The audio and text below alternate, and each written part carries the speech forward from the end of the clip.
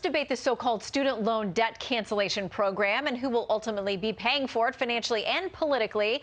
With tonight's Dream Team panel, Fox News contributor Leslie Marshall and Project 21 co-chair Horace Cooper. Great to see both of you. I gotta say, when reading up a little bit more on this today, I stumbled across this piece in Newsweek. It's an opinion piece by a gentleman named Charles Stallworth. He's a union railroad worker.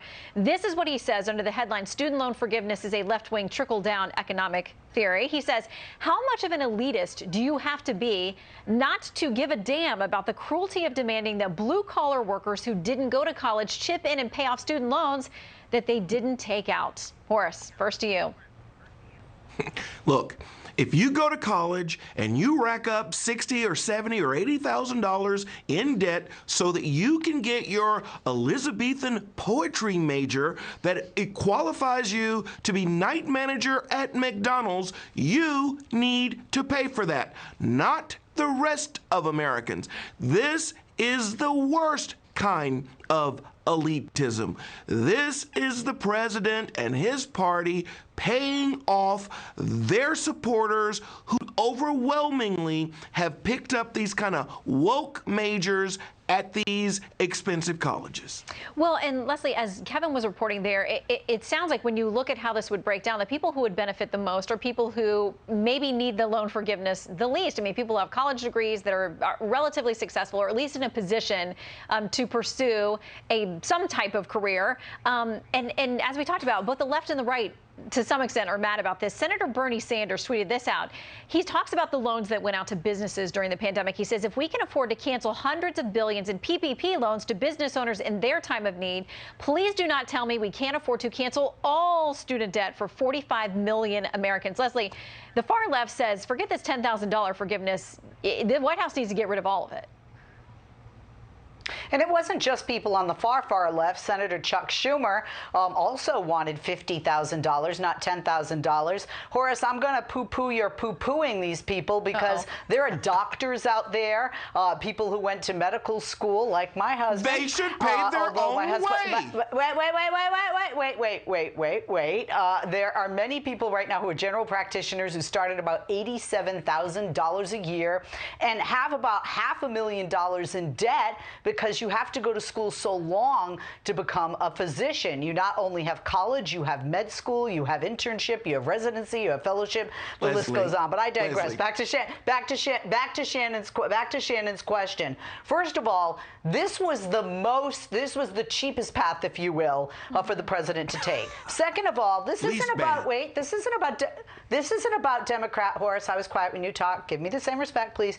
This is not about Democrat and Republican. Former President Donald Trump, unless I missed it, is not a Democrat. He had a pause. He had a certain level of forgiveness and a certain timeline.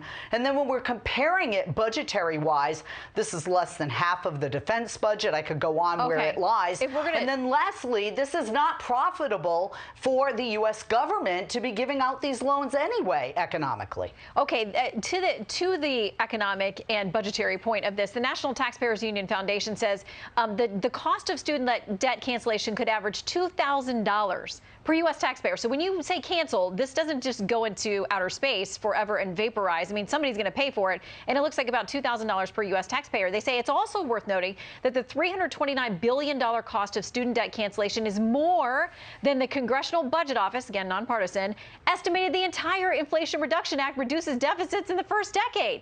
So, Horace, if they do this forgiveness, it wipes out that giant package they just passed and told us was going to get rid of inflation, or at least part of the deficit.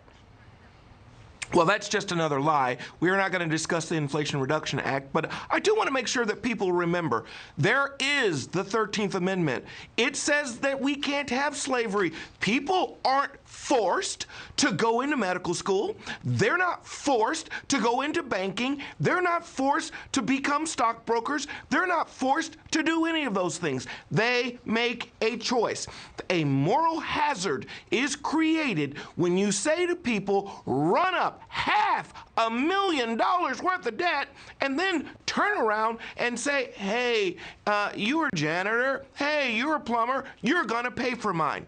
That's unfair, that's unjust, And it's just another example of how this president and this administration are paying off their core supporters at the expense of everybody else. Well, and Leslie, there are Democrats and Republicans out there saying they worry that this will allow or enable or embolden colleges to keep hiking up their tuition if they know that people can then go get forgiveness for this somewhere, ultimately benefiting the colleges more than anybody else. Well, this is one of the reasons I think that the president took and got angry responses not only from the NAACP with regard to people of color, but also from Democrats in the progressive faction, like you had mentioned earlier, Senator Bernie Sanders. And this is a problem that we have. To go to Oxford University in the UK, if you are a citizen of the UK, is $9,000 a year. So certainly the exorbitant price of colleges and universities in this country is something that has to be looked at, but not something that the president can decide or can undo with a pen and a piece of paper. All right. Leslie and Horace, always great to have you and to have you together. Please come back soon. Looking forward. Thank you, Shannon. Thank you.